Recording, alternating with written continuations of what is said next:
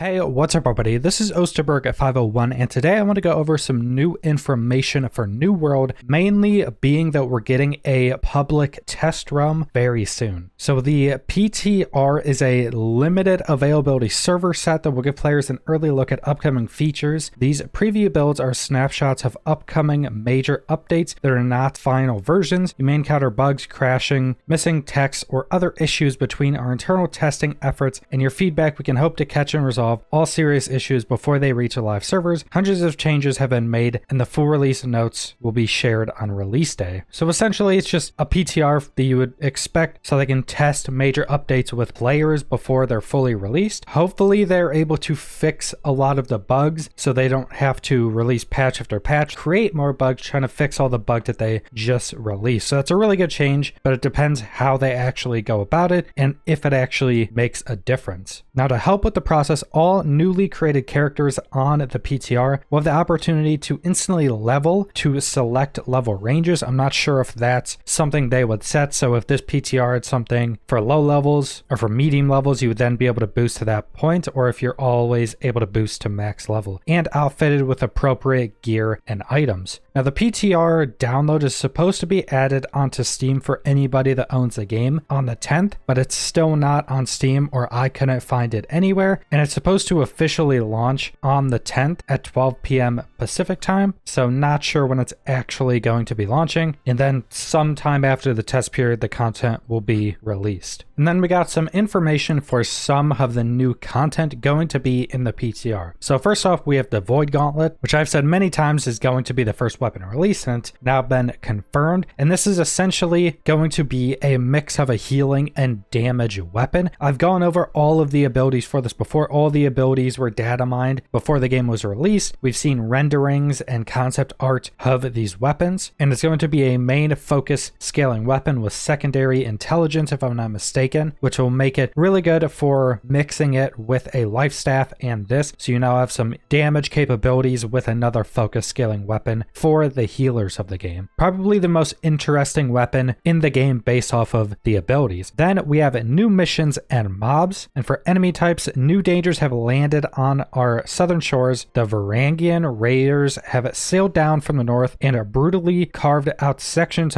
for each territory to establish a base of operations, from war camps on the beaches of First Light and Monarch's Bluff to an entire fort they've captured in Everfall. Face off against fierce hooers, scouts, knights, and archers, level range 16 to 20, as you find out their true attentions. Something to note, these are all only levels 16 to 20, so this isn't endgame content, which is odd to me because you would think that most of the players left in the game, or the majority of the player base, are going to be people somewhere around endgame right now, and having new very low level enemies doesn't make a whole bunch of sense. And then there are also some new enemy varieties being added with this patch past that new enemy faction, I guess. The reinforcements has arrived. Be on the lookout for new enemies scattered across Eternum, such as the Withered Swarmmancer, Beetles, the Lost Shaman, a Pirate Alligator, Ancient Guardian Pyromancer, and Enhanced Corrupted Laborers. These additions will bring unique combat encounters to our low-level open-world experience. Now, another thing to note is they again said low-level experience. Now, personally, this is the absolute worst thing they could be doing, is just creating content for low-level stuff, because like I said, majority of the player base that is left is going to be people that are at higher levels. It seems like they're just trying to create stuff to try to bring in new players and not really caring about adding endgame stuff, because it doesn't make sense that they're adding a ton of new enemies that are going to all be low level stuff, where the majority of the player base, the higher level characters, are never going to have a reason to come fight these enemies. And even if they do come fight these enemies, their mechanics, their abilities aren't going to matter. You're going to be so much higher level that you can just two-shot them. So it's basically going to add no new content for players in the mid or end game, and at best it'll just add a different looking enemy that you're two-shotting if you're in a low level area. So then we have new enemy quests. What brings these new and ruthless visitors to our shores? Seek out Abigail Rose in the wilds of Western Everfall to get started on one of two new quests available, which deal with the arrival of the Varangians. With their motives for coming south may remain a mystery, one thing seems clear. This is just an expeditionary force. More will come. So 2 new quests. I almost guarantee you these are going to be go kill some enemies and go loot something. Probably going to be nothing anybody cares about. New legendary weapon quests. Alongside the release of the Void Gauntlet, we're also releasing a new legendary weapon quest series. Upon reaching level 60 and a maximum skill level with the Void Gauntlet, players seek out one of the NPCs in Reekwater to start the epic endeavor. And like all the other ones, you'll have to have completed the starting quest line to get these weapons. Hopefully the Void Gauntlet isn't terribly statted like a lot of the other legendary weapon quests. Improved main storyline quests. Quests on the main storyline have been improved with new task types and quest variants, including wave variants, destructible objects, and proximity nodes for tracking. You'll see some of these as you progress through the story, and more improvements are still on the way. Now, this is a good change, but like I said, I think a majority of the player base is already going to be more towards the end game, so most of the main quests will be done. Again, making stuff for low level, which really doesn't seem that smart to me. PvP faction missions, and then the rest of the stuff is just changes to PvP faction missions and the new trading posts being linked. Really not much difference in these. Really don't need to go over these. These have already been talked about a bunch of times by the developers. So overall, adding a PTR is a really good change. The game's massive issue has been bugs, and then they fix bugs and create as many bugs as they just fixed. So hopefully the patches can come out much more polished and optimized. Now, with the contents of this patch, we don't know when it's coming. I seriously doubt it's going to be anytime very soon. And one of the biggest things with this patch is if you're, say, mid or late game, legitimately the only new content in this for you is the Void Gauntlet. The new enemy types that we went over are level 16 to 20. All the new enemy variants that we went over are all low level as well, probably in similar brackets to that. The 2 new quests are for killing those low level enemies. You get the legendary weapon quest with the Void Gauntlet, which is what you'd fully expect, and it's just going to be probably the same as the other ones, which is go kill elite enemies to get this weapon that may suck. Improved main storyline quests, which again, if you're mid to late game, most of those quests are probably done, so you're not going to see that much of that. And then some other changes they already went over. So the only legitimate new content you would get if you're end game is the Void Gauntlet. But that's pretty much all I wanted to go over with the upcoming PTR for New World. So subscribe if you want to see more New World or other MMO videos. Leave a like if you liked the video. Leave a comment down below what you guys think about the PTR, and thanks for watching.